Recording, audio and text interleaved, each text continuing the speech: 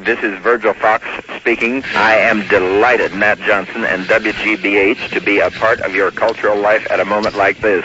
It seems like the organ has finally begun to come into its natural position as a leading concert instrument. And the proof of the fact is that when it's played with color and with guts and with sinew and great honesty, then the organ takes on its full meaning. It's just wonderful to be a part of your local scene. I'm looking forward so much to all of this. We have had full houses in the Seattle Opera House, in the Municipal Auditorium of Portland, Oregon, in the great Queen Elizabeth Theater in Vancouver, in the Jubilee Auditorium in Calgary, and in places like that, when you can carry the music of Johann Sebastian Bach with red blood and have a full house, I say that is news. Have you any idea when we're going to see you back in Boston? Of course, you're a favorite here. You've appeared with the Pops, Summer Thing, the dedication at Old South Church, the Hammond Museum. I don't have any Boston dates at this moment. However, the moment that you say Boston, it certainly stirs me greatly because, of course, everyone in that area knows of the excitement about the Hammond Castle at the present moment. And I wish to say to you, Nat, that concerning the Hammond Castle, we have a program that is absolutely mind-bending.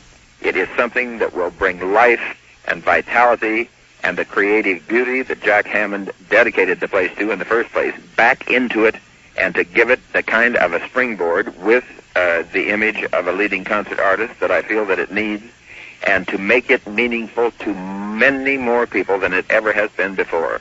We simply cannot wait to get this in progress, and as soon as the complete details are known, I'm sure that you'll be the first to know. Well, that's great. You know, and as perhaps many of our listeners don't know, you were the first organist to win the biennial contest of the National Federation of Music Clubs here in Boston. What year was that?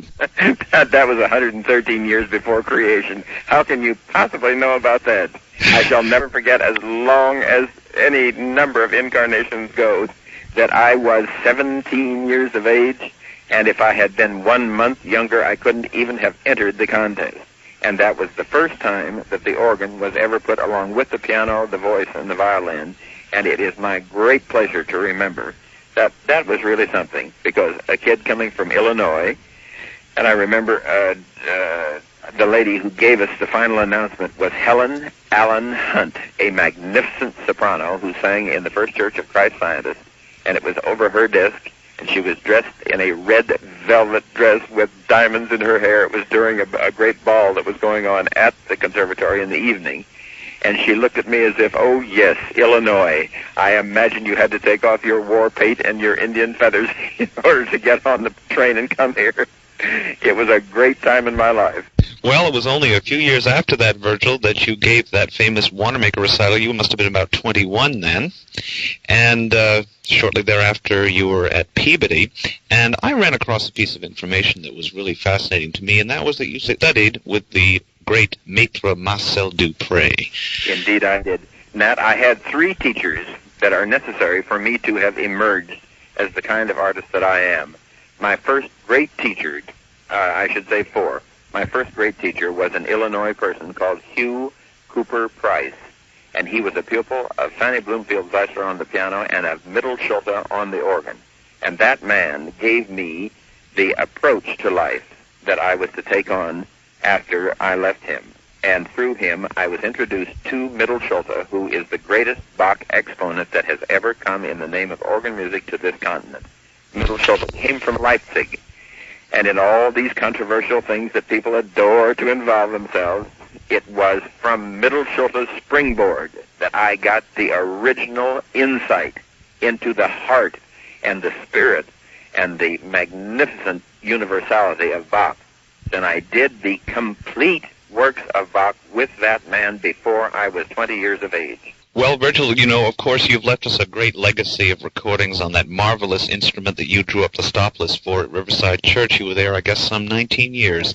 I tremble to think of it. And we're going on, of course, after that came the 1970s, Fillmore East and the Carnegie Hall recitals and, of course, the Rogers touring organ.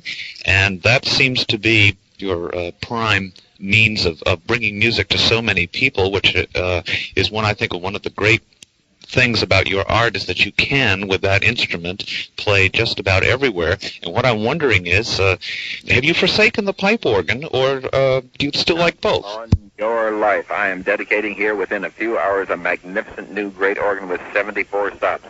I have not forsaken the pipe organ. I never shall forsake the pipe organ. And as I have announced in the plans for the Hammond Castle, I bought the magnificent organ that was in the Appleton Chapel at Harvard University. It had never been properly and correctly installed there because the authorities would not give the place for it that G. Donald Harrison required. And as the leathers needed attention, the university was willing to part with that organ. And I bought it, and it is now being re-leathered, and it's going to be added to the organ of John Hayes Hammond at the castle, and it will make of that instrument one of the most notable organs in the whole world, maybe the second largest, because it will be absolutely tremendous. And the pipe organ is the king of instruments and always shall be. However, you cannot put a pipe organ in a truck and haul it to Hastings, Nebraska, and walk into a high school and play to 3,000 people who would like to hear great organ music. I am eternally grateful that the electronic device is always improving, and I have just dedicated a 5-manual electronic organ in Carnegie Hall, and I shall have on the road for my own use within a matter of a few months now another 5-manual that will be exactly the same design as the one in Carnegie Hall, and it means that I can play any place that Heifetz can fiddle, and that is of great significance. And since I'm giving you kind of a monotone here, there's one more thought that I have to put in that, and that is, years ago, I breathed a prayer to Almighty God that was never more sincere. I said, isn't there some way that it's possible to get at the young people of the world who seem to be the ones who are really embracing music that has rhythm? I never imagined that the same audience that go for rock and roll could possibly walk across a great chasm and come into the arms of Bach. I breathed that prayer, oh boy, and that's exactly what has happened. Virgil, you have been very, very kind to talk with us, to take time from your just enormously busy schedule, and we're very grateful to talk with you. We wish you the very best of luck, and we hope that you're back in Boston soon. I look forward to that with an open heart and open arms, and I am the one who wishes to say thanks to you. It'll be a great delight to hear how your series goes.